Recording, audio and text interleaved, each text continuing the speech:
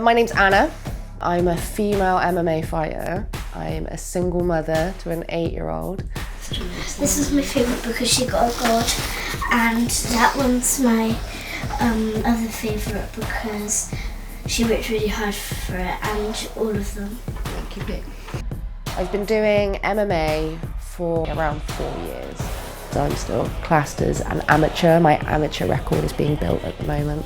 I 100% wouldn't be where I am now if I didn't have Sky with me. When I fell pregnant with Sky, I was 19. We struggled, and I became a single mum very quickly after she was born. I didn't have any family. So I was diagnosed with pneumonia when I was 23. This is the scars from my chest drain here. I got put into the emergency ward and they told me that I would end up losing the bottom lobe of my lung.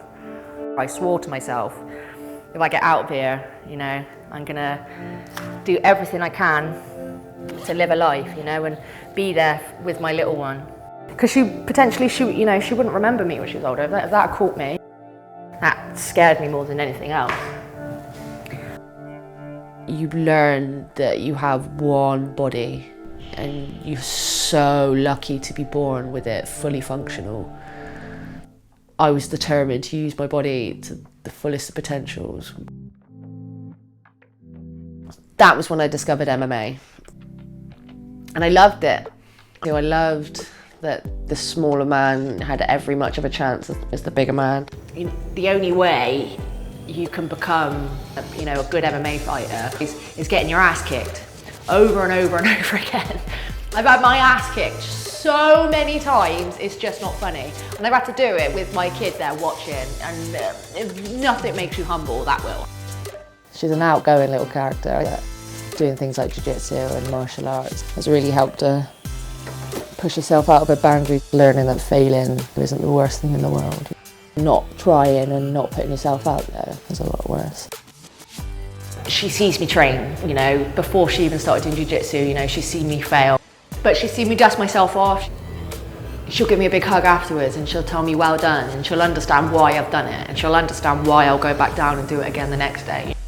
So when she has something coming up, I tell her, you know, I know it's going to be hard, but you've got to do it.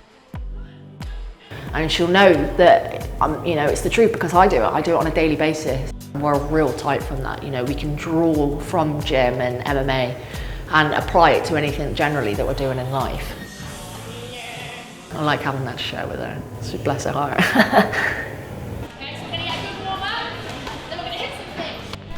For women in MMA, I think it has such a monumental effect on them and the way they can navigate in life.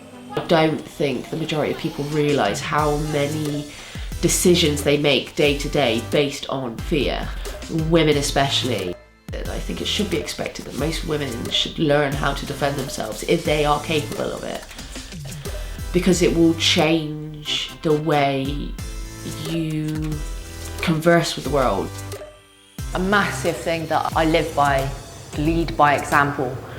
And I think as a coach, obviously you've got to do that, and as a PT, you've got to do that. But especially as a parent,